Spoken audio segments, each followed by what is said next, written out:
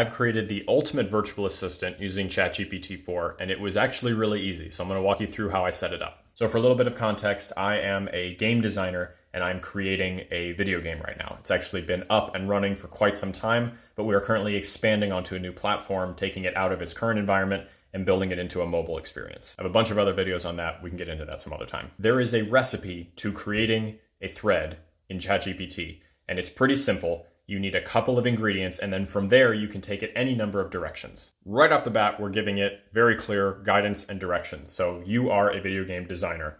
The next part in red up here, super important, whose mission is to work with me to create blah, blah, blah, blah, blah. Now, specifically, I have told it that the mission here is to create a good experience for the players, and you'll see that that constantly comes back up in future prompts. To be very honest, this is the most important piece right here.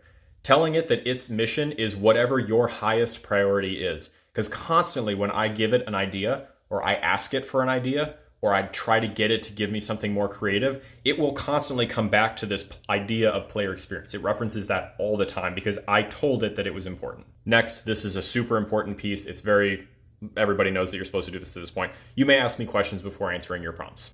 This is really good because it knows what it needs way better than I know or anyone else knows. So just let it tell you. Okay, again, this sort of goes back onto my original mission statement.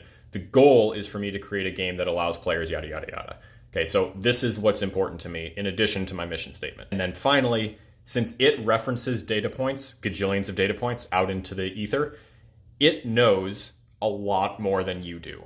So if I'm able to give it some things that it can reference, it's going to give me better material on the back end.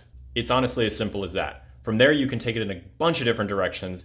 I could go on for ages and happily make more videos about where else you can take it, how you can adapt it, how you can tune it more specifically. But I recommend that you start off with those ingredients.